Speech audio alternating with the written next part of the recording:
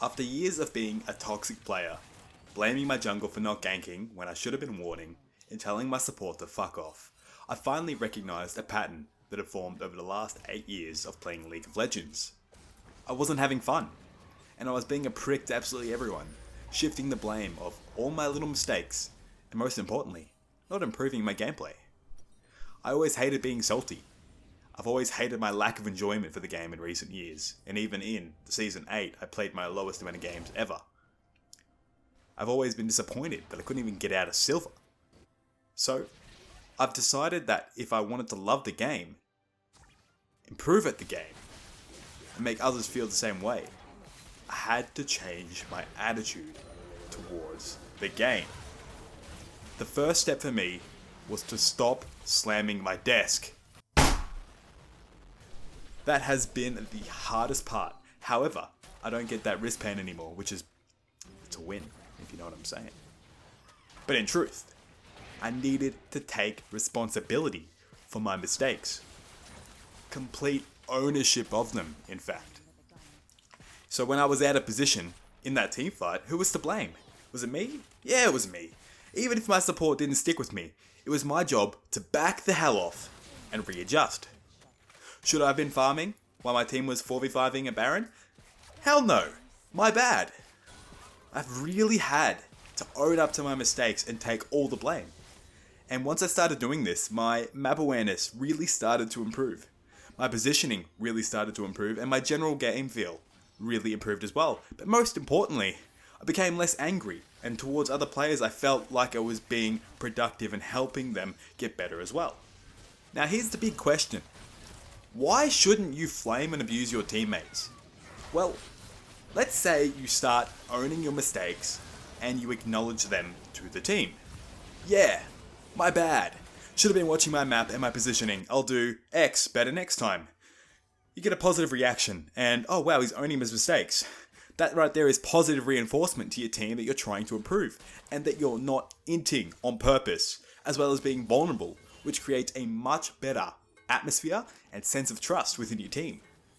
If you've got 5 players trying their best with a supportive environment to win the game, you're going to be more likely to win the damn game, learn from it, and enjoy the experience a whole lot more. Hell, even if you lose the game in just a couple of points, it's not the end of the world, since you're really already feeling super positive with the open communication and trust that you show with your team from the last game, which will make it easy to play the next game without being upset, full of tilt, and going into that next lobby, seeing someone who maybe didn't play so well and abusing them in that lobby.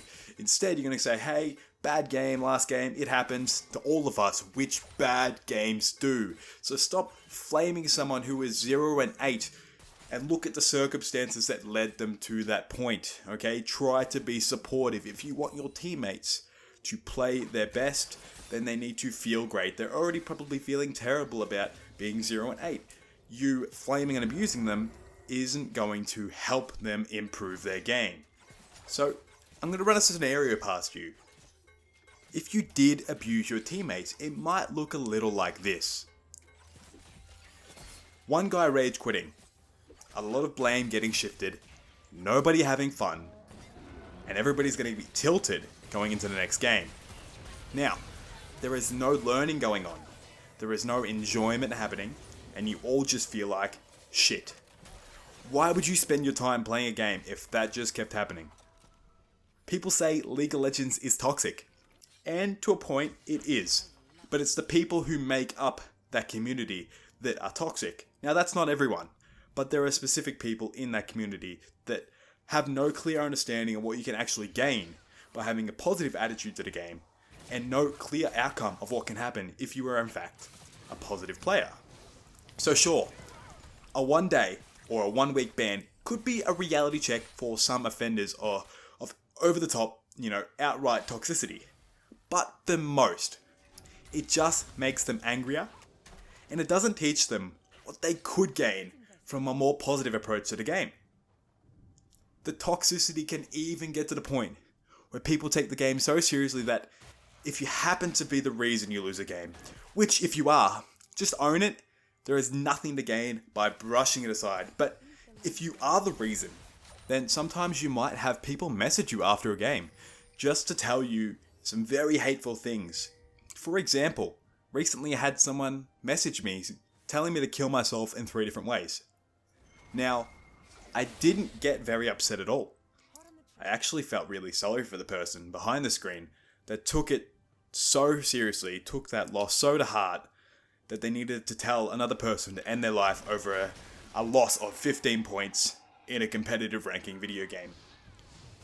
Now, I openly admit that when I was in my late teens, I was a very angry person.